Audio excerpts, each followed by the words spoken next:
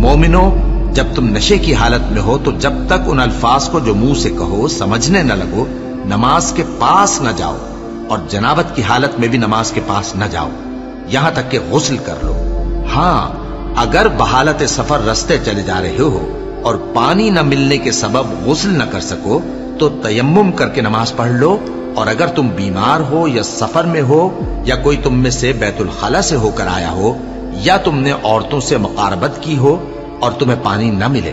तो पाक मिट्टी लो और मुंह और हाथों का मसा करके तयम्मुम कर लो। बेशक अल्लाह मुआफ करने वाला है, बख्शने वाला है। भला तुमने उन लोगों को नहीं देखा जिनको किताब से हिस्सा दिया गया था कि वो गुमराही को खरीदते हैं और चाहते हैं कि तुम भी रास्ते से भटक जाओ, और अल्लाह तुम्हारे दुश्मनों से खूब वाकिफ है,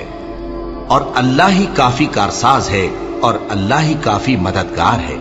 और ये जो यहूदी हैं, इनमें कुछ लोग ऐसे भी हैं कि किताबुल्लाह के कलेमात को उनके मकामात से हटा देती हैं और कहते हैं कि हमने सुन लिया और नहीं माना, और कहते हैं सुनो न सुनवाए जाओ, और जबान को मरोड़ कर और दीन में तान की राह से तुमसे गुफ्तगू के वक्त राइना कहती हैं। और अगर यूं कहते कि हमने सुन लिया और मान लिया और सिर्फ इस्मा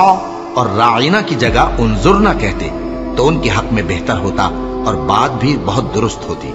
लेकिन अल्लाह ने उनके कुफ्र के सबब उन पर लानत कर रखी है, तो ये कुछ थोड़े ही ईमान लाती हैं। ऐ किताब वालों, कबल इसके कि हम कुछ चेहरों को मिटा दें और फिर उनकी पीठ की तरफ फेर दें या उन पर इस तरह लानत करें जिस तरह हफ्ते वालों पर लानत की थी, हमारी नाजिल फरमाई हुई किताब पर जो तुम्हारी किताब की भी तस्दीक करती है, ईमान ले आओ। और अल्लाह ने जो हुक्म फरमाया सो समझ लो कि हो चुका। अल्लाह इस गुनाह को नहीं बख्शेगा कि किसी को उसका शरीक बनाया जाए, और इसके सिवा और गुनाह जिसको चाहे मुआफ कर दे,